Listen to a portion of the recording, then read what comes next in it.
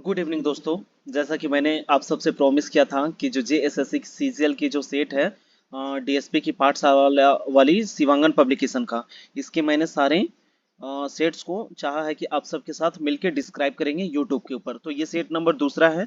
जो पहला नहीं देखे हैं वो जाके देख ले, बहुत अच्छा उसमें फीडबैक मिला है। तो यहाँ पे पहला क्वेश्चन है दोस्तों, समय ना खराब करते हुए हम लोग देखेंगे कि पीसो किस देश की मुद्रा है। तो उत्तर कोरिया दक्षिण कोरिया दोनों का है सो मुद्रा वॉन है। जापान की मुद्रा येन है। जापान की मुद्रा येन। तो पीसो जो है ये मैक्सिको की मुद्रा है। कहाँ की मुद्रा है? मैक्सिको की मुद्रा है। ठीक है दोस्तों। थोड़ा सा इसको थिकनेस मोटा कर लेते हैं। हाँ, अब ठीक है। आगे पूछा है कि भारत की यूपीआई प्रणाली को अपनाने वाला पहला देश कौन सा है। तो भारत की जो यूपीआई प्रणाली है, जो पेमेंट करने की प्रणाली है, इसको अपनाने वाला पहला जो देश है वो भारत का ही पड़ोसी देश है। कौन? नेपाल। ठीक है। नेपाल ने भारत के यूपीआई को अपनाने वाला पहला देश है। अगला, भारतीय फिल्म की किस गीत ने सर्वश्रेष्ठ मूल गीत के लिए गोल्डन ग्लोब पुरस्कार 2023 जीता है। तो ये जो दोस्तों नाटू नाटू है ना, ये नाटू नाटू सॉन्ग इसने सर्वश्रेष्ठ जो है मूल गीत के लिए गोल्डन ग्लोब अवार्ड जीता है। नाटू नाटू, इसको याद रखिएगा, 2023 का है। ठीक है। अगला क्वेश्चन, भारत मैत्री पाइपलाइन के माध्यम से किस देश को डीजल आपूर्ति करेगा। तो ये जो वर्ड है दोस्तों मैत्री, यही से आप लोग को आंसर मिल जाएगा। भारत और बांग्लादेश के साथ जो ट्रेन चलाया जाता है दोस्तों, उसको मैत्री एक्सप्रेस कहा जाता है। क्या कहा जाता है? मैत्री एक्सप्रेस। तो मैत्री पाइपलाइन जो है ये भारत और बांग्लादेश के साथ जोड़ा जा रहा है, और जिसके साथ क्या होगा? हाँ, डीजल की आपूर्ति की जाएगी। किसकी आपूर्ति? डीजल की आपूर्ति। किस देश के साथ? बांग्लादेश के साथ। अगर पाकिस्तान के साथ पूछे तो पाकिस्तान के साथ कौन सी ट्रेन चलती है? समझौता एक्सप्रेस। और पाकिस्तान तक जो बस जाता है उसे सदा ए सरहद कहा जाता है। कल यहाँ पे बहुत ही अच्छा क्वेश्चन पूछा था पड़ोसी देश ने कि श्रीलंका की राजधानी कहाँ था, तो हम लोगों ने बहुत ही अच्छा से उसे बनाया था कि जयवर्धनपुरा कोट्टे। ठीक है। अगला, नेपाल की राजधानी काठमांडू। और जापान का टोक्यो। जापान एक ऐसा देश है दोस्तों जो द्वीप के ऊपर बसा है, 5 द्वीप से मिलकर बसा है, जिसमें से सिकोको, होकाइडो, होन्सू, क्वींसू और एक है, यानी टोटल 5 द्वीप के ऊपर जापान बसा है। इसकी राजधानी टोक्यो है। अगला, मिती किस राज्य की भाषा है। तो मिती एक ऐसा लैंग्वेज है दोस्तों जो तिब्बती और चीनी ये दोनों का मिश्रण है। ठीक है। तो ये जो भाषा है ये हमारे मणिपुर में बोला जाता है। कहाँ पे बोला जाता है? मणिपुर। इसका सही जवाब हो जाएगा मिती। बाकी उधर कोकाबर्रा, बोडो और कुछ कुछ लैंग्वेज है जो उस क्षेत्र में, जो सेवन सिस्टर वाले स्टेट है, उधर बोला जाता है। तो इसका आंसर जो होगा मिति होगा, मणिपुर में। अगला, भारत का पहला घास संरक्षण क्षेत्र किस राज्य में विकसित किया जा रहा है। तो इसका जो सही जवाब हो जाएगा दोस्तों उत्तराखंड में। ठीक है। तो उत्तराखंड से एक चीज याद रखिएगा कि उत्तराखंड, झारखंड और छत्तीसगढ़, ठीक है, इन तीनों को एक साथ 2000 में अलग किया गया था। ठीक है। उत्तराखंड, छत्तीसगढ़ और झारखंड। उत्तराखंड को है सो उत्तर प्रदेश से काट के उस समय इतना इसका नाम उत्तरांचल था। छत्तीसगढ़ को एमपी से काट के और झारखंड को बिहार का 46% काट के नया राज्य बनाया गया था। कब? इसको बनाया गया है 2000 ईस्वी में। अगला, अलेक्जेंडर यानी जिसे सिकंदर के नाम से जाना जाता था, पोरस ने लड़ाई की थी। तो सिंधु नदी के किनारे, झेलम नदी के किनारे, पानीपत में या तराइन में। तो देखिए सिकंदर और पोरस की जो लड़ाई हुई थी वो झेलम नदी के किनारे हुई थी। ठीक है। और बारिश के कारण होता क्या है कि पोरस इस युद्ध को हार जाते हैं, क्योंकि इन्होंने सबसे ज्यादा हाथी का प्रयोग किया था और सिकंदर घोड़ों का प्रयोग किया था। तो जब बारिश ज्यादा होने लगी तो हाथी दलदल में धंसने लगे और सिकंदर का घोड़ा जो है वो अच्छी तरह से युद्ध स्थल में कारगर साबित हुए। तो झेलम नदी के किनारे हुआ था ये लड़ाई। ठीक है। इसे वितस्ता का युद्ध या हाइडेस्पीज के युद्ध के नाम से जाना जाता है। ठीक है। और पूछेगा कि सिकंदर की सेना किस नदी को पार नहीं कर पाई थी, तो उसका जो सही जवाब हो जाएगा वो ब्यास नदी को पार नहीं कर पाई थी, और झेलम नदी के किनारे जो है युद्ध होता है। अगला, सल्तनत काल में निम्नलिखित में से किस कला की उन्नति सर्वाधिक हुई थी। तो सल्तनत काल में ज्यादा से ज्यादा किला का निर्माण किया गया है, तो उसे स्थापत्य कला कहा जाता है। क्या कहा जाता है? स्थापत्य कला। तो इसका जो आंसर होगा वो बी होगा, बिल्कुल करेक्ट आंसर, स्थापत्य कला। आगे देखेंगे कि निम्नलिखित में से किसे लड़ाकू पेशवा कहा जाता था। तो लड़ाकू पेशवा बाजीराव प्रथम को कहा जाता था। ये मराठा साम्राज्य से संबंधित है। ठीक है। मराठा से पेशवा जो बाजीराव प्रथम थे उसे लड़ाकू पेशवा कहा जाता था। अगला, अभिनव भारत। यहाँ से एक चीज हम क्वेश्चन आपको पूछेंगे कि जो ये है मराठा साम्राज्य के वास्तविक संस्थापक, याद रखिएगा वास्तविक संस्थापक किसे कहा जाता है। आप कमेंट बॉक्स पे कमेंट कीजिएगा, हम सबका रिप्लाई करेंगे कि वास्तविक संस्थापक, जो मराठा साम्राज्य का वास्तविक संस्थापक किसे कहा गया है। अगला, अभिनव भारत नामक संस्थान की स्थापना किसने किया है?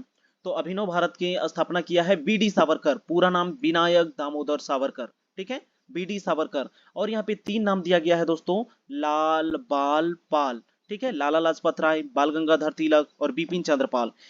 ये तीनों गर्म दल के नेता थे, ठीक है, ये तीनों लाला लाजपत राय, बिपिन चंद्र पाल और बाल गंगाधर तिलक। लाला लाजपत राय को साइमन कमीशन के विरोध में सिर के ऊपर लाठी पड़ने से इनकी मृत्यु हो जाती है। और ये बाल गंगाधर तिलक, इन्हें अशांति का जनक कहा जाता है, ठीक है, इन्हें एक अंग्रेज अधिकारी के द्वारा अशांति का जनक कहा जाता है। और बाल गंगाधर तिलक को ही लोकमान्य की उपाधि दी गई थी। कौन सी उपाधि? लोकमान्य बाल गंगाधर तिलक। अगला क्वेश्चन देखेंगे कि पाकिस्तान नाम किसने गढ़ा था, ठीक है, पाकिस्तान नाम किसने गढ़ा था? तो 1940 में सबसे पहले पाकिस्तान की अगर कोई नाम मतलब ये किया था, मांग की थी, तो सबसे पहले चौधरी रहमत अली, ठीक है, किसने? चौधरी रहमत अली ने सबसे पहले पाकिस्तान की मांग 1940 में की थी। कला की बंगाल शैली का अग्रदूत कौन था? ठीक है, तो इसका जो सही जवाब हो जाएगा अवनींद्र नाथ ठाकुर, ठीक है, कौन हो जाएंगे? अवनींद्र नाथ ठाकुर। यहाँ पे बीसी सन्याल, इसका पूरा नाम सचिंद्र सन्याल बोला जाता है, ठीक है, इसको याद रखिएगा, सचिंद्र सन्याल। और नंदलाल बोस, ये बड़े फेमस नाम है, इसको याद रखिएगा कि जो भारत का संविधान है, इसको जो सजाने का काम किए थे, ये नंदलाल बोस ने किया था, ठीक है, नंदलाल बोस के द्वारा भारत के संविधान को सजाया गया था। और एक क्वेश्चन यहाँ से याद रखिएगा, वो पूरी तरह से हस्तलिखित है, तो वो किसके द्वारा लिखा गया था? अगला, कुल क्षेत्रफल के संदर्भ में विश्व में सबसे बड़े देशों में भारत किस स्थान पे आता है? तो देखिए, भारत जो है वो 7वें स्थान पे आता है। सबसे बड़ा जो है वो रूस है। कौन है? रसिया। उसके बाद कनाडा है ने, उसके बाद उसके बाद उसके बाद अमेरिका, फिर रुक चीन, उसके बाद रुक चीन है ना, रूस, कनाडा, उसके बाद चाइना, उसके बाद अमेरिका, फिर ब्राजील, फिर ऑस्ट्रेलिया और भारत। 7वां नंबर में कौन आता है? भारत आता है। अगला, निम्नलिखित में से विषम पद का पता लगाएं। तो डेल्टा, चाप झील, विसर्पण, ये 3 जो वर्ड है, ये मैदान से रिलेटेड है। किससे रिलेटेड है? जो नदियों के द्वारा बनाए जाते हैं उससे रिलेटेड है। लेकिन जो बॉल्सोन है, ये एक प्रकार का मरुस्थल है, ठीक है, तो यहाँ पे 14 का आंसर बी हो जाएगा। अगला, भारत में कौन सी नदी विभ्रंश घाटी से यानी भ्रंश घाटी से होकर बहती है? तो इसका बिल्कुल सही जवाब हो जाएगा नर्मदा। कौन सी नदी? नर्मदा नदी। नर्मदा और ताप्ती नदी याद रखिएगा पश्चिम की ओर बहती है ना, साबर नदी भी और माही नदी, ये 4 नदियां ऐसी हैं जो भारत में पश्चिम की ओर बहती है, ठीक है, तो यहाँ भ्रंश घाटी से पूछा था, तो भ्रंश घाटी से कौन सी हो जाएगी? नर्मदा नदी। अगला, ये अमरकंटक की पहाड़ी से निकलते हैं, याद रखिएगा, अमरकंटक की पहाड़ी से नर्मदा नदी, कृष्णा नदी महाबलेश्वर से निकलती है। चलिए अगला क्वेश्चन है, निम्नलिखित में से कौन सा एक रोपण फसल नहीं है? तो चाय, कॉफी, रबड़, ये रोपण फसल के अंतर्गत आती है। नहीं है कौन सा? इख, जो गन्ना होता है दोस्तों, ये रोपण फसल के अंतर्गत नहीं आता है, तो इसका सही जवाब हो जाएगा ऑप्शन नंबर डी। अगला, निम्नलिखित में से किस पदार्थ का ओडिशा की बादम पहाड़ खानों में खनन किया जाता है? तो देखिए दोस्तों, ओडिशा का बात किया है, ठीक है, झारखंड, ओडिशा, छत्तीसगढ़ पूरा मिनरल से भरा हुआ है दोस्तों। अगर पूरा मिनरल की बात किया जाए तो 40% अकेले झारखंड पूरे भारत में एग्जिस्ट करता है, इसीलिए झारखंड को भारत का रूर प्रदेश कहा जाता है। लेकिन यहाँ बादम पहाड़ का बात किया है, तो बादम पहाड़ से जो लोहा का अयस्क है हेमेटाइट, हेमेटाइट यहाँ से खनन करके निकाला जाता है, तो इसका भी आंसर ऑप्शन नंबर डी हो जाएगा। अगला क्वेश्चन है कि निम्नलिखित में से कौन सा नवीकरणीय ऊर्जा का स्रोत नहीं है? ठीक है, तो देखिए, पवन ऊर्जा को फिर से नया किया जा सकता है, नवीकरण, भूतापीय ऊर्जा को फिर से किया जा सकता है, सौर ऊर्जा को बार बार प्राप्त किया जा सकता है ना, सबको नवीकरण किया जा सकता है। लेकिन अगर नहीं है तो जीवाश्म ऊर्जा। कौन सा? जीवाश्म, ये खत्म हो गया तो खत्म हो गया। 18 का बिल्कुल करेक्ट आंसर हो जाएगा सी। नेक्स्ट हम लोग देखेंगे कि निम्नलिखित में से कौन सा नए आर्थिक सुधारों का अंग नहीं है? तो देखिए यहाँ पे उदारीकरण, ये भी एक नया आर्थिक सुधार है, भूमंडलीकरण और निजीकरण, ये तीनों जो है ये नए आर्थिक सुधार का अंग है। लेकिन क्या नहीं है? केंद्रीकरण। इसका बिल्कुल करेक्ट आंसर हो जाएगा दोस्तों, केंद्रीकरण नए आर्थिक सुधार का अंग नहीं है। अगला, मांग पैदा करने के लिए क्या जरूरत है? तो मेरा बात ध्यान रखिएगा दोस्तों, मांग मांग कब बढ़ता है? जब आपके पैकेट में पैसा बढ़ेगा, ठीक है, जब आपके पैकेट में जैसे जैसे पैसा आएगा, नहीं मुझे कैंपस का जूता पहनना है, तो मुझे स्पार्की का जीन्स पहनना है, ड्यूक का टी शर्ट पहनना है, ठीक है, और राइमंड के कपड़े खरीदने हैं, तो मांग कब बढ़ेगा? जब आपके अंदर आय बढ़ेगी, आय बढ़ेगी तो मांग बढ़ेगा। चलिए अगला क्वेश्चन, भारत में निम्नलिखित में से कौन सी आयरन और स्टील निर्माणशाला सार्वजनिक क्षेत्र के अंतर्गत नहीं है, यानी कि वो सरकारी नहीं है? तो भिलाई जो छत्तीसगढ़ में है, बोकारो और दुर्गापुर, ये तीनों जो है दोस्तों ये सार्वजनिक क्षेत्र है, जबकि टाटा जमशेदपुर ये जो है ये सार्वजनिक नहीं है। ठीक है, इसकी स्थापना जो हुई थी 1907 में हुई थी। कब हुई थी? 1907 में। दुर्गापुर की स्थापना ब्रिटेन की सहायता से हुई थी। किसकी सहायता से? ब्रिटेन की सहायता से। जबकि हम भिलाई और बोकारो की बात करें तो बा से बोकारो और भा से भिलाई, इसको हम बाबू बोल सकते हैं। बा से बाबू भाई, बाबू भाई रूस, बाबू भाई किसकी सहायता से? रूस की सहायता से, है ना। बा से बोकारो और भा से भिलाई, है ना। बाबू भाई कहाँ से? सोवियत संघ रूस की सहायता से बनाए गए थे। अगला क्वेश्चन है, भारत में अनावरत योजना, है ना, जो रोलिंग प्लान की अवधारणा किसने सर्वप्रथम प्रस्तुत किया था? तो जो अनावरत योजना, इस प्लान के बारे में सबसे पहले गुडनान मेंडल की एक बुक है जिसमें लिखा गया है। ठीक है, तो इसका जो प्रस्तुत जो किए थे वो डी.टी. लकड़वाला। इसका जो सही आंसर होगा ए होगा दोस्तों। ठीक है, डी.टी. लकड़वाला। लेकिन इसके बारे में लिखा किसकी गया, किसमें गया है? तो गुडनान मेंडल की एक पुस्तक है, उसमें लिखा गया है। आगे हम लोग देखेंगे कि निम्नलिखित में से कौन भारतीय संविधान के प्रारूप के लिए जिम्मेदार, है ना, जिम्मेदार संविधान सभा का हिस्सा नहीं था। ठीक है, तो याद रखिएगा पंडित जवाहरलाल नेहरू को अध्यक्ष बनाया गया था, सरदार वल्लभ भाई पटेल को मंत्री पद दिया गया था, जिसमें से ये गृह मंत्री आया था, है ना, होम मिनिस्टर, और भीमराव अंबेडकर ये ड्राफ्ट कमेटी के अध्यक्ष इन्हें बनाया गया था। या अगर इनमें से कोई नहीं थे तो वो कौन नहीं थे? महात्मा गांधी। बिल्कुल इसका आंसर ए हो जाएगा। अगला, एक रीट किसके द्वारा जारी किया जाता है? तो दोस्तों 5 प्रकार का रीट होता है। ये आर्टिकल 32 के अंतर्गत आता है 32 में, जिसमें से 5 प्रकार का होता है। इसे अगर कोई जारी करता है तो कोई भी उच्च न्यायालय, कौन सा? उच्च न्यायालय के द्वारा जारी किया जाता है। ठीक है, अगला है, भारतीय संविधान के अनुसार निम्नलिखित में से क्या संवैधानिक निकाय संस्था है? तो जो है वित्त आयोग दोस्तों। ठीक है, वित्त आयोग ये जो है ये संवैधानिक निकाय है। ठीक है, वित्त आयोग। अगला क्वेश्चन देखेंगे, आप कमेंट बॉक्स में ये जाके कमेंट कीजिएगा कि वित्त आयोग कितना आर्टिकल में आता है। ठीक है दोस्तों, वित्त आयोग कितना आर्टिकल में आता है। अगला, 73वें संविधान संशोधन अधिनियम के अनुसार पंचायत का कार्यकाल कितना होता है? ठीक है, तो पंचायती राज के बारे में कल भी एक क्वेश्चन पूछा था दोस्तों, आज फिर से इसको बता देते हैं कि 73वां जो संविधान संशोधन हुआ था इसके ये तहत पंचायती राज का जो कार्यकाल होता है वो 5 साल का होता है। ये त्रिस्तरीय होती है। ठीक है, इसमें बलवंत राय मेहता समिति, अशोक मेहता समिति और एस.एल. सिंघवी करके एक सिंघवी समिति है, ये सारे इससे संबंधित है और 5 साल का इसमें कार्यकाल होता है, त्रिस्तरीय होती है। ठीक है, तो याद रखिएगा ये सबसे पहले राजस्थान के नागौर जिला, ठीक है, राजस्थान के नागौर जिला में 1959 को ये किया गया था। ठीक है, उसके बाद फिर आंध्र प्रदेश में किया गया था। अगला, a little book of India celebrating 75 years of independent, पुस्तक के लेखक कौन है? तो आजादी का अमृत महोत्सव जो 75 साल हुआ था, इसी के उपलक्ष्य में a little book of India, है ना, सेलिब्रेटिंग 75 ईयर्स, ये किताब रस्किन बॉन्ड का लिखा हुआ है। किसका दोस्तों? रस्किन बॉन्ड के द्वारा जब आजादी का अमृत महोत्सव मनाया जा रहा था तब ये लिखा गया था। अगला, किस देश ने हाइड्रोजन से चलने वाली नई ट्रेन की शुरुआत की है? ठीक है, तो किस देश ने हाइड्रोजन से चलने वाली ट्रेन की शुरुआत की है? जापान। कौन सा देश? जापान। जापान के बारे में थोड़ा सा हम पहले भी बता चुके हैं दोस्तों। जापान की राजधानी कहाँ है? टोक्यो। जापान की राजधानी टोक्यो, मुद्रा येन, और ये 5 द्वीपों में बसा है। ठीक है, 5 द्वीप में बसा है, जिसमें होन्शु, क्विंसु, शिकोको, होकाइडो और एक द्वीप है। तो इसको आप याद रख लीजिएगा। और जो हेनले पासपोर्ट है उसमें अगर उस इंडेक्स में कोई नंबर 1 देश है तो वो है जापान।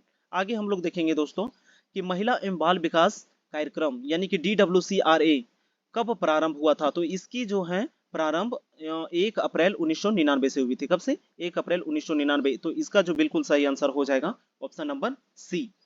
नेक्स्ट आगे देखेंगे दोस्तों, झारखंड का क्षेत्रफल भारत के कुल क्षेत्रफल का कितना प्रतिशत है? कितना प्रतिशत? तो इसका सही जवाब हो जाएगा दोस्तों 2.42। कितना है? 79,714 वर्ग किलोमीटर। 79,714 वर्ग किलोमीटर झारखंड। लेकिन कहीं कहीं अगर ये संशोधित किया हुआ अगर देता है तो कभी कभी 16 दे देता है। ठीक है, तो ये याद रखिएगा, है ना, 2.42% में है।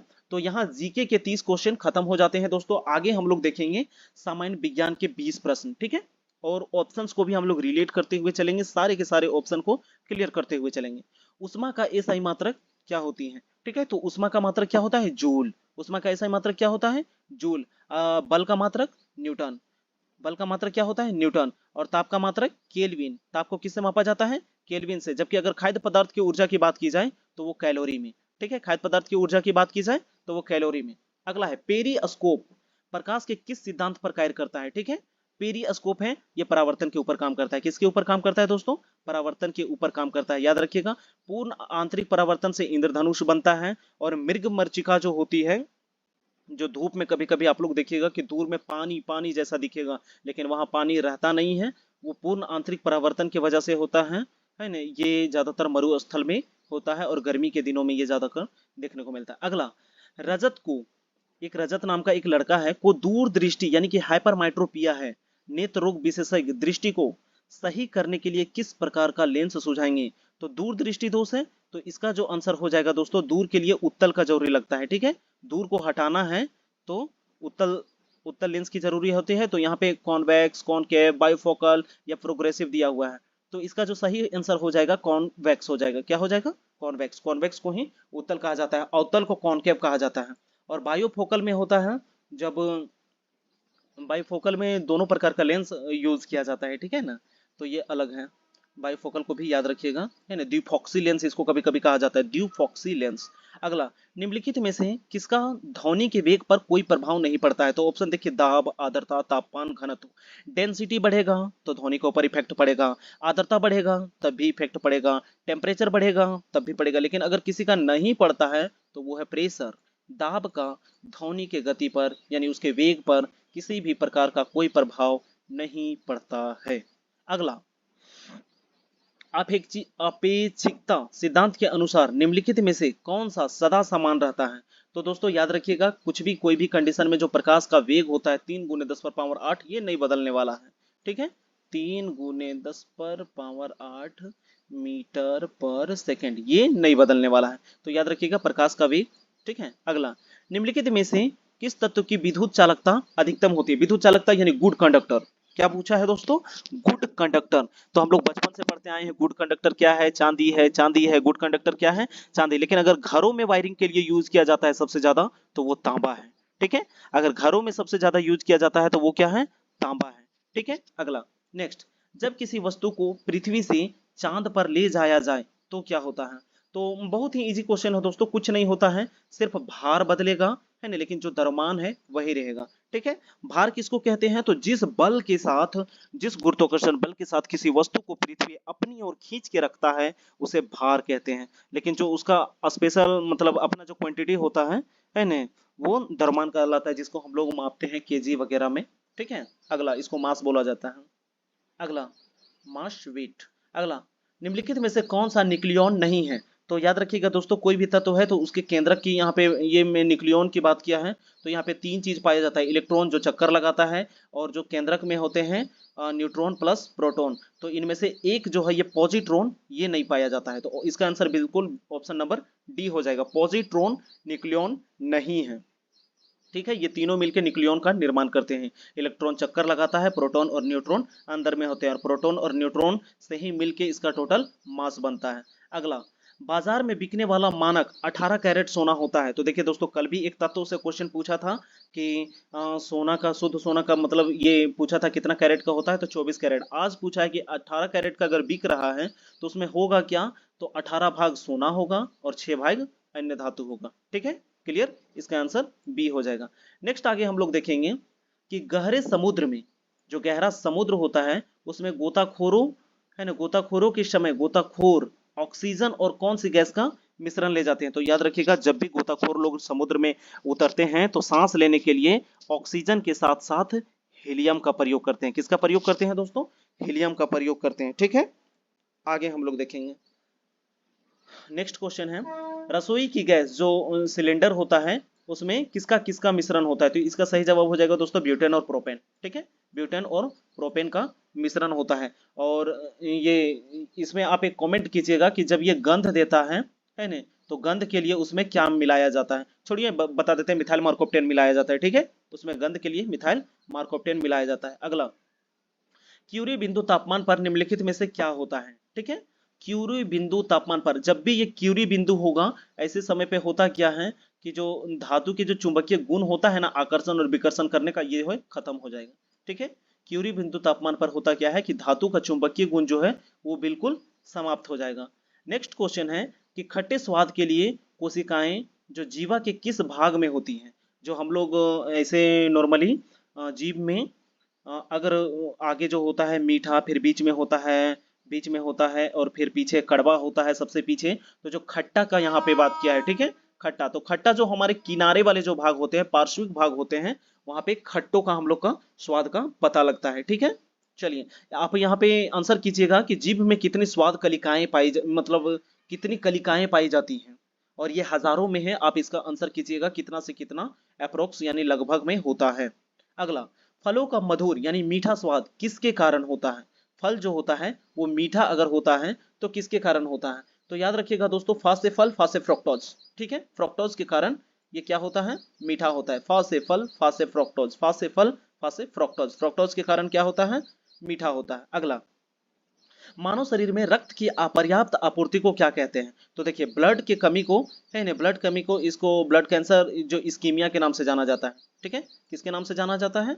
इस्कीमिया। हेमरेज ये मस्तिष्क में होता है दोस्तों, हेमरेज दिमाग में होता है। और अभी पढ़े हम लोग हाइपर, क्या लिखा है, हाइप्रीमिया, हाइप्रीमिया, ये इसके बारे में हमको नहीं पता है दोस्तों। नेक्स्ट क्वेश्चन देखेंगे, जानवरों की एक जाति द्वारा उसकी जाति के अन्य सदस्यों को आकर्षित करने के लिए मोचित किए जाने वाले रासायनिक द्रव्य हैं, ठीक है। अगर एक जानवर है, उसको उसी जाति की, ठीक है, उसको उसी जाति के अन्य सदस्य को अपनी ओर आकर्षित करना है, तो वो कौन सा रसायन को ये करेगा, ठीक है। तो इसका सही जवाब हो जाएगा दोस्त फेरोमोन, ठीक है, फेरोमोन इसका वो मोचित करेगा। नेक्स्ट क्वेश्चन आगे हम लोग देखेंगे, ये सब याद कर लीजिएगा दोस्तों, थोड़ा ये अलग है, वर्ड डिफिकल्ट है। अगला, निम्नलिखित में से किसे आनुवंशिकता का जनक कहा जाता है? तो ये बहुत ही इजी क्वेश्चन है, ग्रेगर जॉन मेंडल। क्या नाम है? ग्रेगर जॉन मेंडल, ठीक है। इन्होंने मटर के पौधे पर आनुवंशिकता का निरीक्षण किया था, परीक्षण किया था। आगे हम लोग देखेंगे नेक्स्ट क्वेश्चन, ठीक है। और ये हिग्रो डिब्रीज हैं। और आगे देखिए, किस रोग की रक्षा करने के लिए शिशुओं है ना, शिशुओं को डीपीटी का टीका लगाया जाता है? तो डीपीटी का काली कुकर खांसी, ठीक है, एक रोग होता है काली कुकर खांसी, ठीक है, इसको याद रखिएगा। काली कुकर खांसी के लिए किसका टीका दिया जाता है? तो डीपीटी, ठीक है। तो इसके साथ में और भी कुछ है, रोहिणी एक कोई बीमारी है, और टिटनस जानते हैं, जब कोई लोहा से कटता फटता है तो अगर टिटनस का इंजेक्शन नहीं लेगा तो मांस धीरे धीरे क्या होता है दोस्तों? गैंग्रीन होने लगता है, मांस सड़ने लगता है। किसके वजह से? टिटैनी, टिटैनी एक ये हो, वो हो जाता है उसमें, जहां से कटता फटता है वहां पे। इसके लिए टिटनस का एक इंजेक्शन लगाया जाना जरूरी है, जब भी हम लोग लोहा या धातु से कटते फटते हैं तब, ठीक है। चलिए, नेक्स्ट क्वेश्चन हमारे आगे देखेंगे कि हमारी छोड़ी हुई सांस की हवा में कार्बन डाइऑक्साइड की मात्रा लगभग कितनी होती है? तो दोस्तों, हम लोग सांस लेते हैं, ठीक है, तो इसमें हम लोग क्या सांस लेते हैं? ऑक्सीजन लेते हैं, ठीक है, ऑक्सीजन सांस लेते हैं, और उसमें कार्बन डाइऑक्साइड की भी कुछ मात्रा होती है, क्योंकि हमारी हवा जो है वो गैसों का मिश्रण होती है। तो जब भी हम सांस छोड़ते हैं तो उसमें 4% कार्बन होता है। कितना? 4% कार्बन होता है। अगला, नेक्स्ट आगे हम लोग देखेंगे, वायुमंडल में नाइट्रोजन 78% है, ऑक्सीजन की अगर हम बात करेंगे तो 21% है, दोनों को जोड़ेंगे तो 99% हो जाएगा। और उसमें 1% में जो आता है वो गैसों का मिश्रण, जैसे कि कार्बन डाइऑक्साइड हो गया, मीथेन वगैरह, क्या बोलते हैं, हीलियम वगैरह, बहुत सारी गैसों का मिश्रण पाया जाता है 1% के अंदर। पके हुए अंगूरों में होता है, तो अंगूर में क्या पाया जाता है? जो अंगूर पक जाता है, ठीक है, ऐसे अंगूर में एसिड पाया जाता है, तो जब पक जाता है तो इसमें ग्लूकोज पाया जाता है। क्या पाया जाता है? ग्लूकोज। अभी हमने पके हुए फल की बात किया था, तो फल में फ्रुक्टोज पाया जाता है। और हनी में अगर बात किया जाए, हनी, तो उसमें सुक्रोज पाया जाता है, ठीक है। सुक्रोज, ग्लूकोज, फ्रुक्टोज, इन सब की वजह से जो खाद्य पदार्थ होता है वो कैसा लगता है? मीठा। तो सुक्रोज हनी में पाया जाता है, जो शहद होता है ना, उसमें। फ्रुक्टोज पके हुए फल में, और पका हुआ अंगूर में क्या है? ग्लूकोज। आगे हम लोग देखेंगे दोस्तों, यहाँ पे अभी तक मैंने 50 क्वेश्चन को डिस्क्राइब कर चुका है, जिसमें से साइंस के 20 क्वेश्चन और जीके के 30 क्वेश्चन। आगे हम लोग 40 क्वेश्चन झारखंड के देखेंगे, ठीक है। तो आगे हम लोग अगला क्वेश्चन है, मैंने बीच में रीजनिंग, कंप्यूटर और मैथ के क्वेश्चन को स्किप कर दिया है दोस्तों, डायरेक्ट मैंने यहाँ पे झारखंड के क्वेश्चन रखे हैं। अगला है, दलमा वन्यजीव अभयारण्य के चारों ओर निम्नलिखित पहाड़ियों में से कौन सा स्थित है? ठीक है, किसके बारे में यहाँ पे बात किया है? दलमा के बारे में। तो दलमा की जो पहाड़ ये है, दलमा हिल्स से ही घिरा हुआ है। किससे घिरा हुआ है? दलमा हिल्स से। आगे हम लोग देखेंगे, टिस्को को निम्नलिखित खानों में से किससे लौह अयस्क की आपूर्ति होती है? तो टिस्को दोस्तों टाटा है ना, इसको जो है लौह अयस्क कहाँ से मिलती है? नवा मुंडी। ये कहाँ पे है? पश्चिम सिंहभूम में, ठीक है, पश्चिमी सिंहभूम जो क्षेत्रफल में झारखंड में सबसे बड़ा है, पश्चिमी सिंहभूम, ठीक है। ये कोल्हान का क्षेत्र आता है, कोल्हान प्रमंडल में 3 आते हैं, पूर्वी सिंहभूम, पश्चिमी सिंहभूम और सरायकेला खरसावां। तो उसी में है नवामुंडी चिरिया, ये एशिया में सबसे बड़ा लौह अयस्क का जो है उत्पादन करने वाला खान है। आगे हम लोग देखेंगे नेक्स्ट क्वेश्चन। अगला क्वेश्चन है, झारखंड के किस शहर में यूरेनियम प्रसंस्करण कारखाना शुरू किया गया है, ठीक है। तो यहाँ पे बात क्या है यूरेनियम का, अगर यूरेनियम की बात करें तो यूरेनियम का उत्खनन कहाँ से किया जाता है, जादूगोड़ा। लेकिन अगर यहाँ पे प्रसंस्करण यानी उसको गलाना या उससे शुद्ध करना या जो भी है उसके कारखाना की बात किया है तो ये हो जाएगा दोस्तों घाटशिला में। कहाँ पे हो जाएगा, घाटशिला में। और तांबा की कारखाना की अगर बात करें तो वो भी कहाँ पे है, घाटशिला में ही। 1 मिनट दोस्तों, नहीं 10 सेकंड पानी पी लेते थोड़ा सा। चलिए नेक्स्ट क्वेश्चन है, झारखंड के किस स्थान में मुख्य रूप से लेटराइट मिट्टी नहीं पाई जाती है। ध्यान दीजिएगा, क्वेश्चन को पूरा पढ़िएगा कि लेटराइट मिट्टी नहीं पाई जाती है। तो इसका बिल्कुल सही आंसर हो जाएगा राजमहल की पहाड़ियां, क्योंकि ये जो है वो साहेबगंज के क्षेत्र में होता है। और साहेबगंज के क्षेत्र में कौन सी मिट्टी पाई जाती है, काली मिट्टी, ठीक है। कौन सी मिट्टी पाई जाती है, काली मिट्टी। काली मिट्टी को रेगुर मिट्टी भी कहा जाता है, उसमें कपास की उत्तम फसल होती है, ठीक है। तो राजमहल की पहाड़ियां बिल्कुल इसका करेक्ट आंसर हो जाएगा। अगला, झारखंड में वार्षिक औसत तापमान, ठीक है, वार्षिक पूछा है और औसत तापमान पूछा है तो ये होगा 25 डिग्री सेल्सियस, ठीक है, 25 डिग्री सेल्सियस। कर्क रेखा झारखंड के किस शहर को बीचों बीच से काटती है, तो ये रांची को काटती है। किसको काटती है, रांची को काटती है। तो इसका जो सही आंसर हो जाएगा वो रांची हो जाएगा, ठीक है। इसका सही आंसर रांची हो जाएगा। किधर गया, अच्छा ये बीचों बीच से काटते हैं, ये रांची से होगा कर्क रेखा। सॉरी सॉरी सॉरी, ये क्वेश्चन 116 नहीं देखे थे दोस्तों। यहाँ पे सूरज कुंड गर्म पानी का स्रोत है, ये सबसे गर्म सूरज कुंड है, ये झारखंड में हजारीबाग में पाया जाता है, ठीक है। हजारीबाग में सूरज कुंड है। तो सॉरी ये आंसर यहाँ पे नहीं होगा, इसको इरेज कर देते हैं, ठीक है। चलिए इसका आंसर हो जाएगा हजारीबाग। नेक्स्ट हम लोग आगे देखेंगे दोस्तों।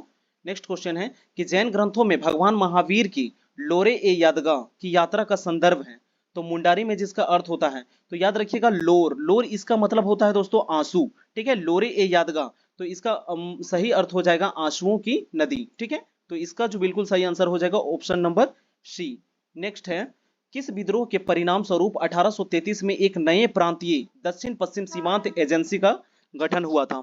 तो 1832 की अगर हम बात करें तो 1831-32 में कोल विद्रोह हुआ था, ठीक है। और उसी समय एक और विद्रोह हुआ था, भूमिज विद्रोह, ठीक है। तो यहाँ पे भूमिज विद्रोह का ऑप्शन नहीं है, तो इसका जो आंसर होगा वो कोल विद्रोह होगा, ठीक है। आप कमेंट में जाके कमेंट कीजिएगा कि कोल विद्रोह की जो है नेतृत्वकर्ता कौन थे। अगला है 120 नंबर, किस नेता ने एक नए संप्रदाय शुरू किया जो केवल एक ईश्वर पर विश्वास रखता था, ठीक है। तो यहाँ ऑप्शन है तिलका मांझी, जतरा भगत, बिरसा मुंडा और गंगा नारायण।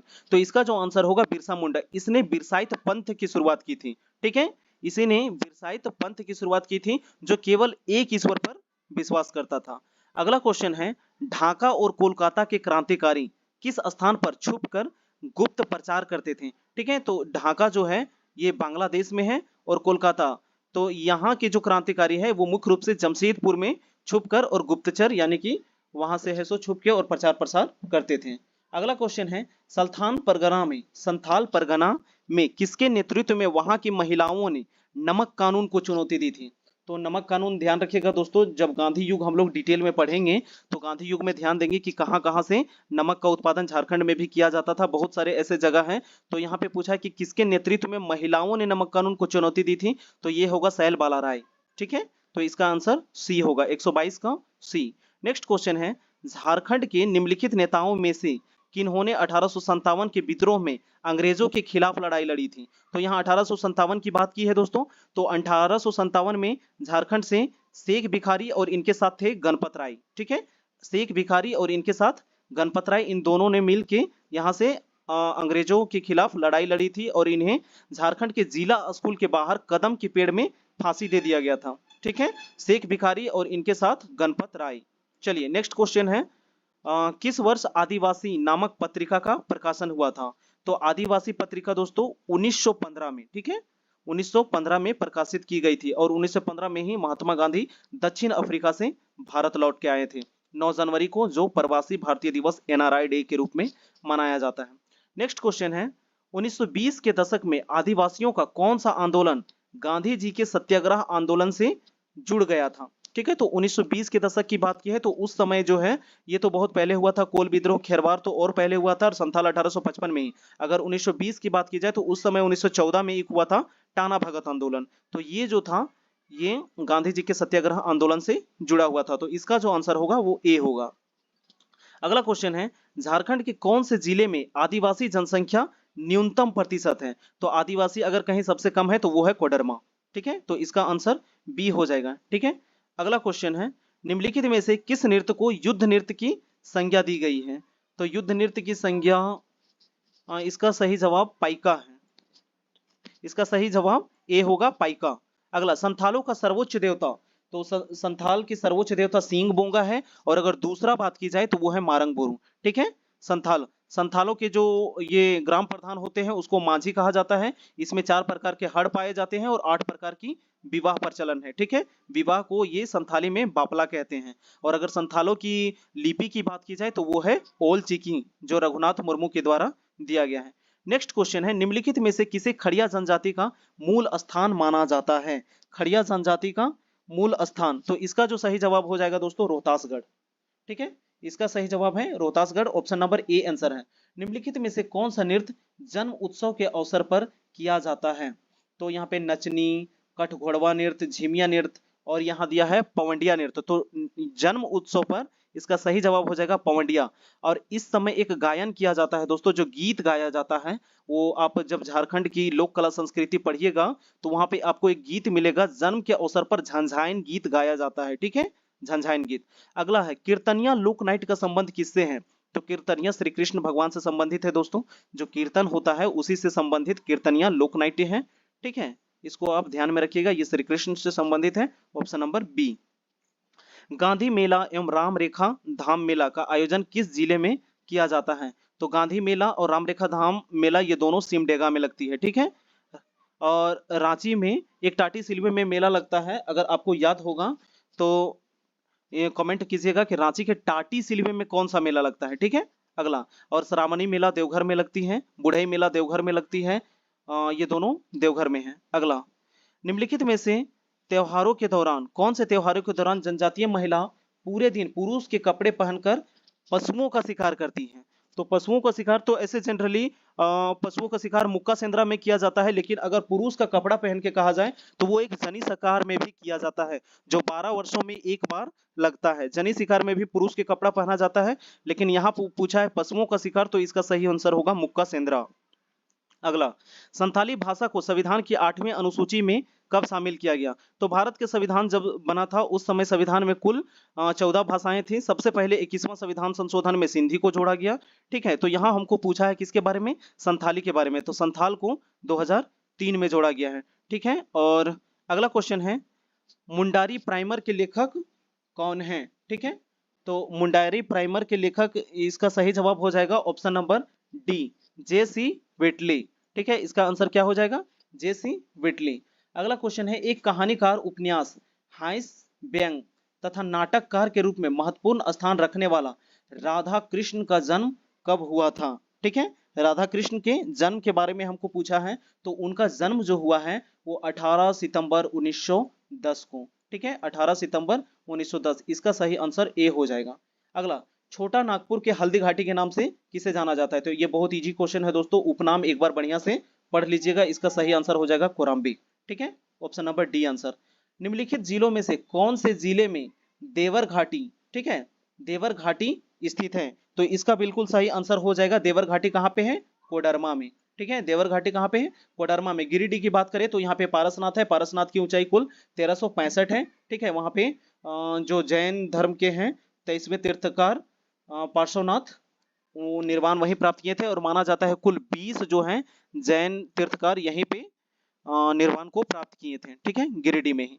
तो नेक्स्ट क्वेश्चन है, रजरप्पा रामगढ़ में किस देवी की मंदिर है? ठीक है, तो रजरप्पा में कौन सी मंदिर है? छिन्नमस्तिके मंदिर। ठीक है, ये 51 शक्तिपीठों में से एक है दोस्तों, छिन्नमस्तिके की मंदिर। और रामगढ़ में और मंदिर की बात की जाए तो कैथा का शिव मंदिर है। ठीक है, कैथा का शिव मंदिर है। अगला नेक्स्ट क्वेश्चन है, झारखंड के किस जिले में प्रधानमंत्री नरेंद्र मोदी द्वारा लाइट हाउस परियोजना की शुरुआत की गई थी? तो झारखंड में लाइट हाउस रांची में बनाया गया था, ठीक है, लाइट हाउस रांची में अभी बन के तैयार हो गया है दोस्तों।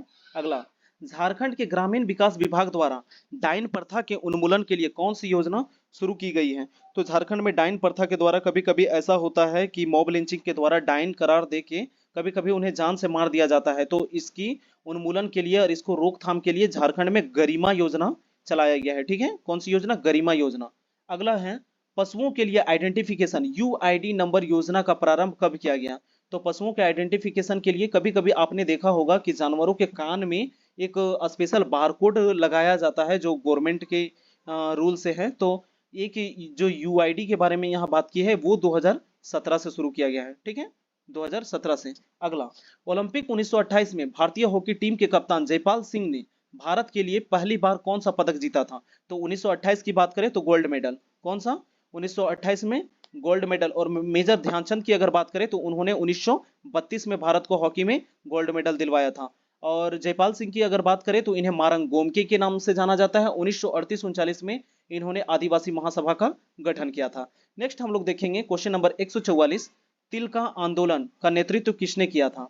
तो तिलका आंदोलन का नेतृत्व तिलका मांझी ने किया था और ये भागलपुर इनका जन्म हुआ था। इनके पिताजी का नाम सुंदरा मुर्मू, ठीक है, तिलका मांझी के पिता का नाम सुंदरा मुर्मू। ये अपने आंदोलन के लिए सखुआ के पत्तों से संदेश भेजा करते थे। इन्होंने क्लीवलैंड को तीर से मारा था और इन्हें जौराहा पहाड़िया के द्वारा इन्हें पकड़ाया गया था और पकड़ने वाले अंग्रेज अधिकारी का नाम था आयरकुट।